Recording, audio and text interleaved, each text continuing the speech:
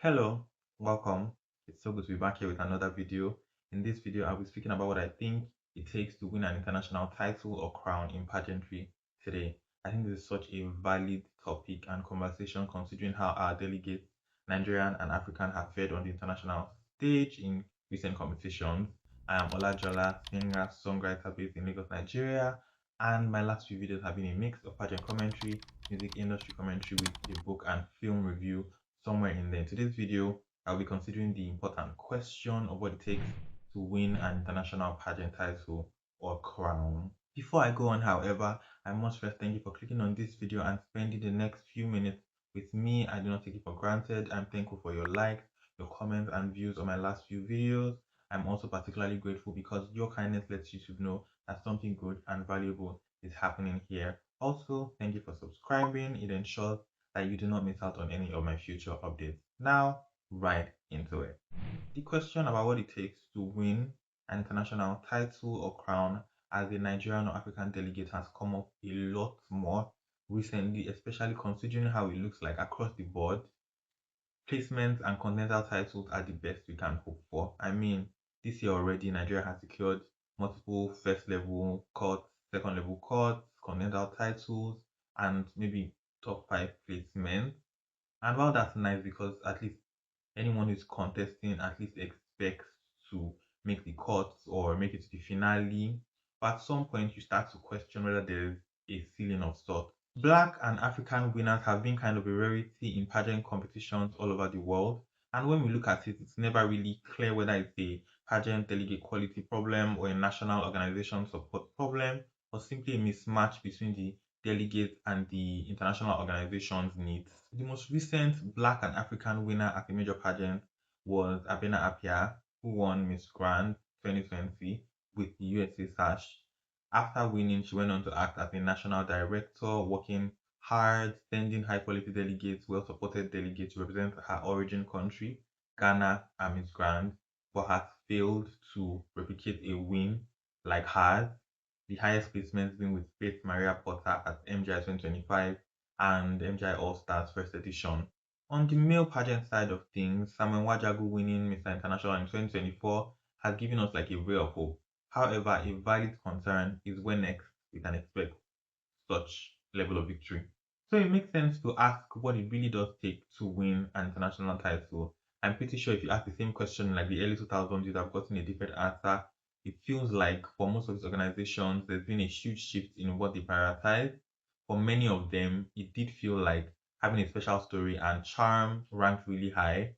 And in those periods in that era, you couldn't predict who the winner was or predict what the top five would look like in absoluteness. Of course, I'm speaking as a fan and a relatively new one at that, so don't take my word as law. But I feel like there are some emulatable traits that we can find in some of these African winners and even winners from other continents as well. However, it doesn't take away from the fact that in today's world, it seems like the most important quality you can present as a potential winner is to be exactly what the organization is looking for. Next, I think about the level of support that a candidate is able to garner from their countrymen and also just the strength of their national organization.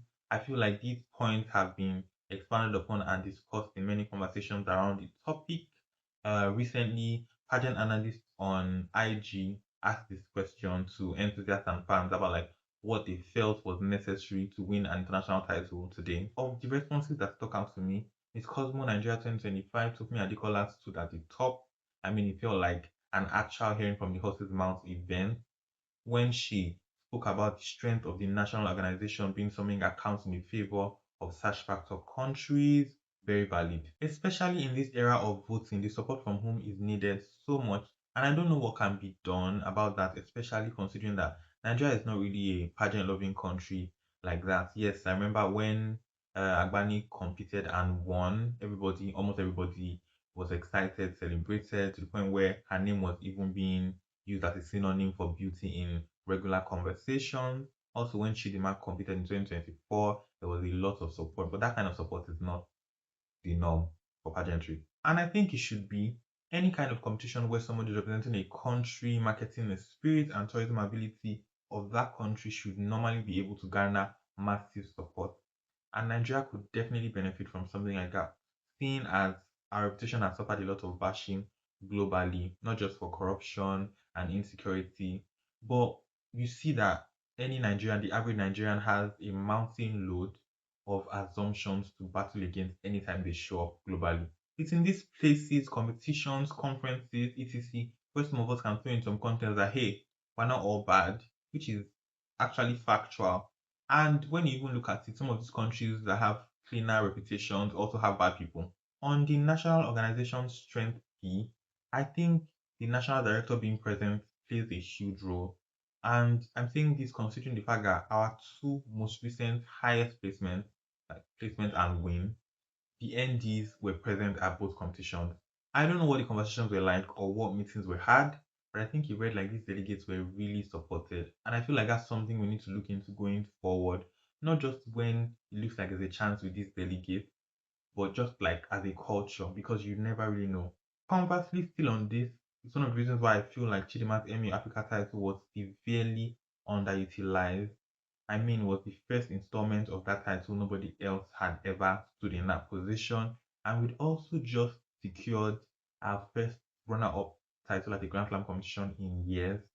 I think there were many ways in which that title could have been exploited for both our benefit and the organizations. I mean, you all were trying to secure hosting rights for the next edition of the international competition.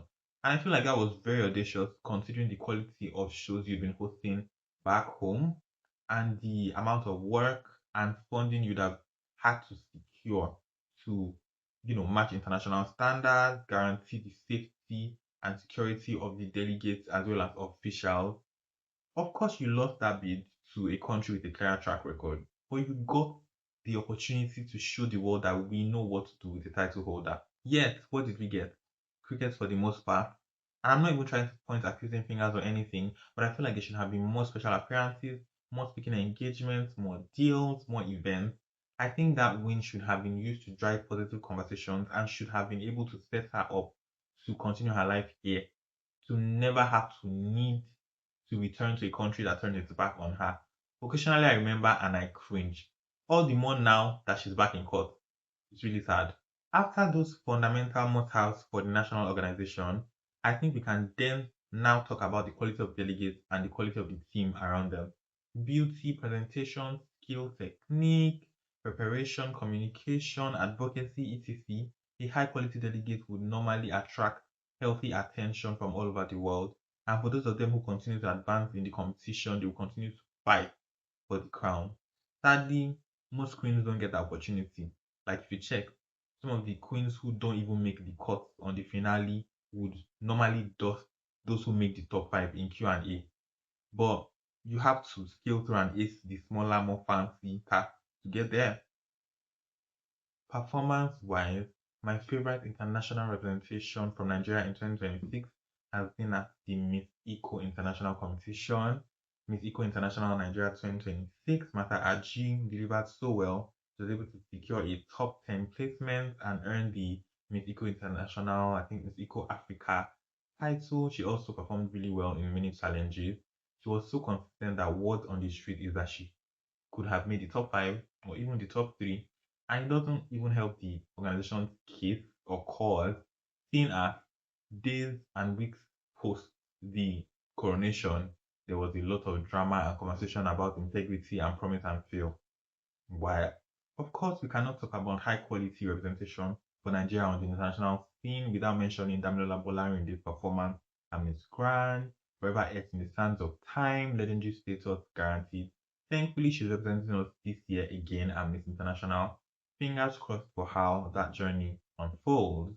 In recent times, Tofumi Adekola has been one of my faves, which is one of the reasons why I roll my eyes at all things Miss Cosmo till date. I mean, okay, you did not want to crown her. That's cute. But you cannot tell me that with your church mind, that lady did not deserve a placement. And then in the same breath, go and place only one African. And it just so happened to be the African that fits Eurocentric beauty standards. I'm like, if you people have one kind of beauty that you like, talk so that organizations don't waste their time and money and don't waste the time of their delegates. They're literally trying to pick the next representative for Nigeria and Miss Cosmo. Now, quickly talk. Let everybody know what they are doing. Still on the quality of delegates, there are those delegates who appear to have cracked what is supposed to be the code. Already moving like diplomats, selling themselves as high quality ambassador material. Let's be honest, the diplomatic potential of a title holder has always been a valuable tool and asset for positive change. Some title holders will do better than others, regardless, it's still there. You would think that that would always work. Sadly, it doesn't, at least not anymore. The whole thing really just elevates destiny as the most important determinant and pointer because you can cross all the T's and dot all the I's and still not win the title. And with that, we've come to the end of this video. It was so fun to make. Thank you so much for spending all this time with me. I look forward to hearing your thoughts and opinions and your comments. Please leave them down below in the comment section. Also, don't forget to leave a like and subscribe if you haven't already so you don't miss out on any of my future updates. Till next time, be safe. Bye.